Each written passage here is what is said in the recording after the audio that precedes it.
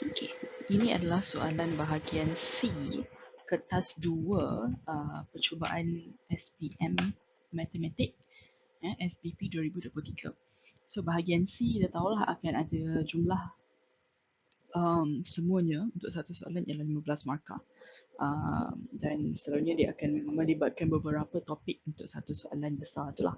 Okay, so untuk dalam video ni kita akan tengok 4 bahagian soalan A sampai D. Bahagian A kita akan tengok soalan yang berkaitan dengan asas nombor yang tengah kat skrin sekarang. Lepas ni kita akan tengok soalan bahagian B, kebarangkalian gabungan. Kemudian bahagian C kita akan tengok soalan berkaitan dengan graf gerakan, dan bahagian D kita akan tengok soalan yang berkaitan dengan perimeter dan luas. Okay, so kita akan mula dengan 16E dulu. Okay, kita baca soalan. Dia kata Encik Johan merupakan seorang pengusaha restoran makanan Arab. Dia menjual 2 jenis menu utama, iaitu nasi maklubah dan nasi mandi. Encik Johan menjual 2 menu tersebut pada kadar harga yang sangat berpatutan. Okay, dia ada kat atas ni, maklubah 38, mandi 26 ringgit. Hasil jualan 24 set nasi maklubah ialah dan X set nasi mandi ialah 3352 asas 8. Okey. Cari bilangan set nasi mandi yang dijual. So kita nak nilai X lah. Jadi kita tahu bila RM38 satu set darab dengan 24 set nasi maklubah tambah dengan RM26 nasi mandi darab dengan X nasi mandi, jumlah yang dijual, hasil jualannya ialah 3352 asas 8. Okey. Asas 8 ni kita boleh tukar ke asas 10, iaitu nombor yang kita guna sehari-harian lah. Kita dalam urusan kita seharian kita akan guna asas 10. So ada dua cara mudah dan cara panjang sikit untuk buat. Okay, so kita buat cara panjang dulu. Okay, sebab ni kertas 2 kan. So you buat macam ni, 3352 asas 8. Untuk tukar ke asas 10, macam mana you nak buat? So mula-mula cari dulu kedudukan setiap digit dalam asas 8 ni. So daripada belakang ini adalah kedudukan kosong, kedudukan 1, 2, 3. Okay, so memang kedudukan dia akan mula dengan kosong, bukan 1 daripada belakang. Alright, so dah dapat macam ni, sekarang kita boleh terus tukar kepada asas 10 lah. Okay, ambil dulu daripada digit yang paling depan ni, kita ambil 3, darabkan dengan asasnya 8, kuasakan dengan kedudukan digit tu, kuasa 3. Tambah dengan, okay, tengok digit kedua pula, 3 darab dengan asasnya 8, kuasakan dengan kedudukan digit 3 tadi, kedudukan 2. Tambah dengan digit seterusnya 5 darab 8, kuasa kedudukannya 1, tambah dengan digit terakhir ialah 2 darab dengan 8, ni asas dia, kuasakan dengan kedudukan digit 2 pada kosong. Okay, kemudian selesaikanlah. Tekan kalkulator je, kita akan ambil 3 darab 8 kuasa 2 tambah 3 darab 8 kuasa 2. Tadi saya cakap 3 darab 8 kuasa 2 ke? Sorry. So, okay, ulang lain 3 darab 8 kuasa 3 tambah 3 darab 8 kuasa 2 tambah 5 darab 8 kuasa 1 ataupun 5 darab 8 saja. Tambah dengan 2 darab 8 kuasa kosong. So, apa-apa yang kuasa kosong mesti sama dengan 1. So, you boleh juga tulislah 2 darab 1. Okay. Hasil tambahnya kita akan dapat 1770. Ini adalah nombor dalam asas 10. Ataupun sebab kita memang guna nombor ni sehari-harian, jadi tak payah tulis pun tak apalah asas 10. So ini adalah hasil jualannya, RM1,770. Alright, so sekarang ni yang ni kita boleh gantikan dengan yang ni lah. Okay. Jadi ini cara yang panjang sikit. Cara yang paling senang apa dia? Macam biasalah guna kalkulator. Okay, you ambil kalkulator. Okay, sebabkan yang ni adalah asas 8, so kita boleh tukar terus melalui kalkulator, menggunakan kalkulator ke asas 10. Okay, so kalau buka kalkulator you, kita ada start dengan butang X kuasa 2, kemudian butang topi tu, log dan juga lon. Lon kan? Alright, so you ada stiker warna hijau. Kat X kuasa 2 punya butang, you ada stiker hijau diisi. Sebelah kanan dia HEX, kanan dia BIN, kanan dia adalah OCT. Okay, so diisi adalah untuk asas 10, HEX 16, BIN asas 2 dan OCT asas 8. So macam mana kita nak guna ni? Okay, tekan butang mode. sampai jumpa base. So 2 kali lah kalau you guna calculator 570 ms. Okay, so tekan mode 2 kali sampai jumpa base. Kemudian base nombor 3, tekan nombor 3, tekan butang 3. Alright, kemudian you akan perasan lah akan ada huruf sama ada D, H, B ataupun O yang akan keluar dekat sebelah angka kosong, angka sebelah digit kosong. So apa yang boleh buat is kita nak tukar daripada asas 8. So tekan butang LN yang stiker hijau OCT sebab kita nak set calculator dalam asas 8. Right, so sekarang kita boleh masukkan lah 3352. Ini adalah nombor dalam asas 8. Tekan butang sama dengan. So you akan nampak lah atas calculator kita ada 3352. Sebelah kanan dia ada huruf O. Okay, sekarang kita nak tukar ke asas 10. Just tekan je butang X kuasa 2 tu, yang stiker DEC hijau tu. So kita akan dapat 1170. Samalah sebiji. Okay, so memang menjimatkan masa lah kalau guna calculator. Alright, so ini sangat berguna tips ni untuk kalau you nak guna untuk kertas satu. Okay, dah dapat yang tu. So sekarang ni kita boleh cari balik lah nilai X. Senang sajalah. Okay, kita ambil, kita nak guna balik dalam asas biasa, you kena reset balik you punya calculator, tekan shift mode 3, reset all. Okay, and then sama dengan. Alright, so sekarang kita ambil je lah 38 darab 24, kita akan dapat 912 tambah 26x sama dengan 1770. So kita akan dapat 26x sama dengan 1770 tolak dengan 912 ialah 858. And so x sama dengan berapa bagi 26 lah. X sama dengan 33. Jadi bilangan set nasi mandi ialah berapa? 33 set. Okay. Nah, bahagian B ni kita akan tengok kita akan tengok topik kebarangkalian bergabung. Alright, so kita baca dulu soalan. Okay, dia cakap Encik Johan membuka 2 gerai A dan B. So di carnival ni dan jadual 5.1 menunjukkan kebarangkalian jualan set menu nasi Arab sepanjang carnival tersebut. So kita adalah gerai A. Kebarangkalian jualan ialah 3/7 untuk nasi maklubah dan 9/11 untuk nasi mandi. Untuk gerai B pula nasi maklubah kebarangkalian jualan ialah 4/5 dan nasi mandi ialah 8/13. Okay, so bahagian B1 soalannya dia kata hitung kebarangkalian nasi maklubah dan nasi mandi dijual di gerai A. Alright, so yang ni adalah peristiwa gabungan lah sebab dia kata dia nak kebarangkalian nasi maklubah dan nasi mandi dijual di gerai A. Gerai A sahaja, sini sahajalah. Alright, so kita boleh buat lah kebarangkalian, tulislah kebarangkalian nasi maklubah dan mandi dijual, ataupun kalau you nak buat I don't know, mungkin you nak letak maklubah ni tak payahlah, tak payah. Kalau you nak letak boleh je. Tadi dalam soalan atas dia kata mandi X kan, so mungkin maklubah ni Y, I don't know, tapi akan confuse lah, but okay, you can try that. Okay, kita katakan mandi X dan maklubah Y. Okay, so kebarangkalian untuk mendapat nasi maklubah dan kalau dan mesti darab. Kalau atau ia akan jadi tambah. Okay. So kalau dan akan darab jadi PY. PY ni adalah kebarangkalian untuk mendapat nasi jualan nasi maklubah dan kebarangkalian untuk mendapat hasil jualan nasi mandi di gerai A. So ibaratlah gerai A. Okay. Ialah kita simply masukkan sajalah. Sebab ini memang senang sikit lah. Okay. So untuk kebarangkalian jualan di nasi maklubah Y ni di gerai A ialah 3/7 dan darabkan dengan nasi mandi di gerai A ialah 9/11. Tekan saja kalkulator, so you akan dapat 27/77. Tak tekan kalkulator pun tak apa, you ambil je 3 darab 9 27, 7 darab 11 77. Senang saja kan.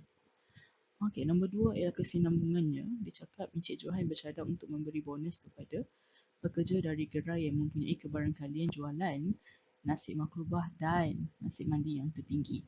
Tentukan gerai yang layak menerima bonus tersebut. Okey, kita dah cari dah kebarangkalian jualan untuk gerai A tadi kita dapat dalam bahagian 1. Bahagian 2 kita cari je lah gerai B. Sama jugalah kebarangkalian jualan untuk nasi makrubah dan darab lah dan nasi mandi ialah 4/5 darabkan dengan 8/13. So kita akan dapat 40 bukan 40, 8 darab 4 apa? 32. 32/45. Alright, so nak lagi jelas you tukarkan kepada perpuluhan. So ambil kalkulator, tekanlah 32/45 ialah 0.711 dan cuba 4/5 tekan kalkulator macam 8/13. 32/65. Okey, sorry, 65. Okay, 5 darab 13 ialah 65. Okay, so kita akan dapat hasilnya ialah 0.4923. Okay, sekejap padam dulu. So, okay. So, ini adalah untuk gerai B. Gerai A tadi, yang tulislah kebarangkalian untuk gerai A ialah 27/77. Ambil je 27 bahagi 27. 27 bahagi 77, kita akan dapat 0.3506. Jadi yang mana satu kebarangkalian yang akan mendapat jualan yang lagi tinggi? Gerai B lah. So, boleh cakap lah gerai B layak menerima bonus kerana kebarangkaliannya lebih tinggi berbanding gerai A. Kebarangkalian gerai B ialah 0.4923. Okay, bahagian C ialah tentang graf gerakan. Kita ada graf jarak masa, jarak waktu. Okey, baca dulu soalan. 16C, setelah selesai karnival tersebut, Encik Johan perlu pulang ke restoran bagi menyediakan tempahan. Jadual 5.2 menunjukkan maklumat perjalanan bagi Encik Johan ke restoran menggunakan laluan terpendek. Okay, so dia start dengan pukul 6. So dia bertolak daripada tempat karnival, dia akan singgah di R&R sekejap, rehat dalam 15 minit. Kemudian baru dia bertolak dari R&R ke restoran, ambil masa dalam 15 minit lah. Alright, diberi jarak di antara tempat karnival dengan R&R ialah 40 km. So daripada tempat karnival ke R&R ialah 40 km. Kemudian apa lagi? Dia kata jarak di antara R&R dengan restoran ialah 20 km. So daripada R&R dia pergi ke restoran, jaraknya ialah 20 km. Mengandaikan van bergerak dengan laju seragam sepanjang perjalanan, lukis satu graf jarak masa mewakili perjalanan tersebut. Okey, kalau kita tengok dalam bahagian 16C1 kat bawah ni, yang graf ni, alright, so kita ada waktu sistem 24 jam pada paksi X dan juga jarak dalam kilometer pada paksi Y. Alright, so maksud dia kena tukar semua waktu ni daripada PM kepada sistem 24 jam. So, you boleh tukar lah 24 jam punya sistem, 6 ke 24 jam sistem, 6 tambah 12, kita akan dapat 18.00 jam. 6 setengah pula ialah 18.30 dan 6.45 petang ialah 18.45 dan 7 petang ialah 7 tambah 12 jam, you akan dapat 19.00 jam. Okay, so ini adalah jamnya dalam sistem 24 jam. Alright, dah dapat yang ni, sekarang masa untuk tentukan dia punya jarak pada masa tersebut. Okay, so jarak lah. Okay, so kita bertolak dari tempat karnival ni, kita akan ambil jarak ni kosong. Kemudian pada pukul 6.30 dia berhenti di R&R. Kita tahu jarak daripada tempat karnival ke R&R ialah 40 km. So kosong tambah 40 km, jarak pada pukul 6.30 akan jadi 40 km lah. Right. Kemudian dia berhenti di R&R. Berhenti maksudnya tak ada pergerakan. Jaraknya masih sama, 40 km. Sampailah pukul 6.45. Mula saja 6.45 dia bergerak semula ke restoran mengambil jauh perjalanan ialah 20 km. So daripada 40 tambah 20 km sampainya di restoran pada kilometer ke 60. Itu pada pukul 7. Okey, dah dapat yang ni, boleh plot lah. Okay. pada jarak 0 meter dekat sini, jamnya ialah 18:00. Okay, sekejap, let me erase that. 18:00. Okay, so di sini ialah kosong. Okay, boleh buatlah kosong. Kemudian pada pukul 6:30, 18:30, okay, jaraknya ialah 40 di sini. Okay, kemudian pada pukul 6:45, 18:45, jaraknya masih 40 di sini. Okay, kemudian pukul 7 ataupun 19:00, jaraknya akan berubahlah, bergerak kepada 60. Okay. Alright, so sekarang kita boleh sambungkan je lah. Okay, sambungkan saja. Okay, you anggap ni garis lurus yang cantik dan perfect menggunakan pembaris. Anggap sajalah begitu. Okay, so you buatlah macam tu. And then kita punya garis putus-putus. Okay. So ini sepatutnya lurus lah. Sorry, I tak boleh nak jadi lurus lah pula kat komputer ni. My writing pad doesn't allow me to do that. Okay, let me try. Lebih kurang lah. So kalau you dapat bentuk ini, asalkan you guna pembaris. Pastikan you guna pembaris masa guna exam. So you dapat lah. Alright. So settle untuk yang tu. Kemudian bahagian 2, seterusnya hitung laju van dalam kilometer per minit bagi 10 minit yang pertama. Alright, so kita tengoklah dia kata apa. Ingat dalam bahagian 1 tadi dia kata mengandaikan van bergerak dengan laju seragam sepanjang perjalanan. So laju sepanjang perjalanan dia samalah. Okay, so lepas tu kita tengok pula pada pukul 6 sampai pukul 6:30. Okay, ambil warna lain lah. Okay, 6 sampai 6:30 sini. Okay, masanya ialah 30 minit. 30 minit. Dan jaraknya ialah 40 kilometer. Okay. So, jarak dia, okay, sekejap. Jadi, kalau kita perasan kecerunan daripada graf jarak masa, kecerunan kita akan dapat, kecerunan ni M lah. Kecerunan kita akan dapat apa? Laju. Betul tak? Alright, so kalau kita ada graf jarak masa, kalau kita cari kecerunan, kita akan dapat laju pada jarak dan juga masa tersebut. Okay. So, kita boleh tengok sebabkan pada 10 minit pertama pun ada atas garis yang sama dengan pada 30 minit pertama. Okay, so andaikan sinilah 10 minit pertama yang bergaris-garis ni, cangkaman. Okay, macam tu kan. Alright, katakan sini memang 30 minit pertama. Okay, so sebabkan kecerunan dia garis lurus yang atas satu garis yang sama. Jadi kalau 30 minit ni laju dia katakan lajunya X. Jadi kalau laju pada 30 minit pertama ialah X, sama jugalah laju pada 10 minit pertama pun mesti X. Sebab kecerunan dia sama. Alright, so kita boleh carilah laju pada 10 minit pertama sama dengan laju pada 30 minit pertama. So itu dia sama dengan laju punya formula apa? Jarak bahagi masa. Okay. So sama dengan jaraknya ialah 40 km, masanya 30 minit. Okay. So sepatutnya akan dapat jawapannya ialah 4/3 km per minit. Itulah jawapannya. Okay, sekejap. Let me try to make this like prettier. Yeah. Dia ada laju pada 10 minit pertama sama dengan laju pada 30 minit pertama. Jadi apa ni? Jarak bahagi masa. Jarak bahagi masa ialah dia punya formula untuk laju sama dengan 40 km bahagi dengan 30 minit. Jadi jaraknya lajunya ialah 4/3 km per minit. Soalan terakhir untuk bahagian untuk soalan 16, bahagian keempat. Ini soalan senang je apparently, perimeter dan luas.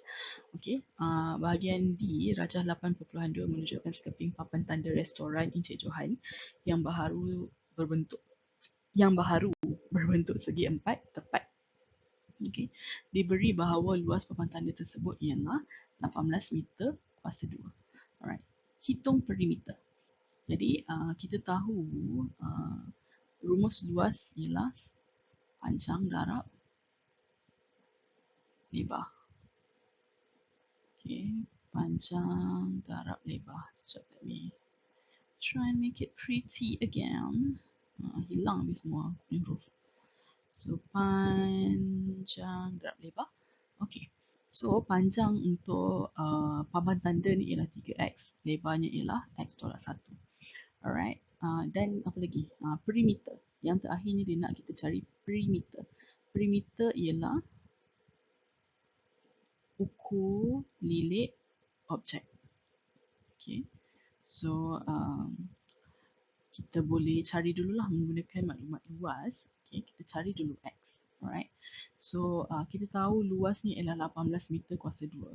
So 18 sama dengan 3x darabkan dengan x tolak 1. Okay. Sekejap. Apa ni? Macam TV rosak lah. Macam screen smartphone jatuh. Pecah. Itu dah cantik. Alright. So, you akan dapat berapa? 18 sama dengan kembangkan. You akan dapat 3x kuasa 2 tolak 3x. Kan? Hai cincah. Dia buat balik dah. Alright. So, you akan dapat macam ni. Kemudian kita kalau you perasan dia akan membentuk sebuah persamaan kuadratik. Jadi kita boleh susun dia dalam sebuah bentuk persamaan kuadratiknya iaitu ax kuasa 2 tambah bx tambah c sama dengan 0. Bentuk dia sama macam tu. So kita akan dapat 3x kuasa 2 tolak 3x tolak 18 sama dengan 0. Ambil kalkulator, tekan mod 3 kali sampai jumpa EQN. Nombor 1 tu tekan butang 1. Okay, tekan nak panah ke kanan, ada degree, tekan degree 2. Okay. Kemudian masukkan A sama dengan 3, tekan butang sama dengan, B sama dengan negatif 3, tekan butang sama dengan, C sama dengan negatif 18, tekan butang sama dengan. So kita akan dapat X sama dengan 3 ya, dan juga X yang kedua sama dengan negatif 2. Okay. Nampak tak ada jarak saya buat selang. Sebab apa? Sebab kita nak masukkan balik dalam ke atas ni sebagai sebuah pemfaktoran. So kalau kita ada x sama dengan 3, so masukkan balik kat sini x 3. Okay, tengok 3 tu positif ke negatif. Kalau dekat bawah x sama dengan positif, kat dalam kurungan atas ni dia akan jadi terbaliklah negatif. Okay, sama juga dengan yang ni. X, masukkan balik 2. So adakah x sama dengan negatif ataupun positif kat bawah ni? So kita ada x sama dengan negatif 2, jadi ke atas ni dalam kurungan akan jadi positif. Okay, sama dengan 0. Ni buatlah. X tolak 3 sama dengan 0, x sama dengan 3, x tambah 2 sama dengan 0, x sama dengan negatif 2. Alright, jadi x ni adalah apa nilainya? X ni adalah nilai untuk panjang. So panjang dia tak akan ada negatif. So jadi x adalah sama dengan 3. Sebab kita nak cari panjang dan lebar untuk papan tanda ini. Alright, so kita boleh suruh carilah perimeter papan tanda ialah kita tahu perimeter dia, katakan kita mula daripada sini. Kita akan ambil 3x tambah dengan x tolak 1, tambahkan dengan yang berdepan dengan 3x pun mesti 3x lah. Tambah dengan 3x. Okay, kemudian tambahkan dengan yang sini ialah mesti x tolak 1 juga. Okay, so kalau kita perasan kita ada 2 3x. So kita boleh jadi 2 3x tambah dengan, kita pun ada 2x tolak 1. Okay, so 2x tolak 1 lah. So kita akan dapat perimeter dia macam ni. Alright. Perimeter. Okay. So kita dah dapat ke atas tadi. Sini x sama dengan 3. So kita boleh masukkan sajalah 2 darabkan dengan 3. Darabkan dengan 3, tambahkan dengan 2. X sama dengan 3, tolak 1. Okay, sekejap. So kita akan dapat 2 darab 3 darab 3. Okay, so 3 darab 3 ialah 9. 9 darab 2, 18. Tambah dengan 3 tolak 1 berapa? 2. So 2 darab 2 kita akan dapat 4. Jadi dapatlah perimeternya ialah 18 tambah 4, iaitu 22 unit meter. Okay, selesailah untuk bahagian C kalau you pilih soalan nombor 16.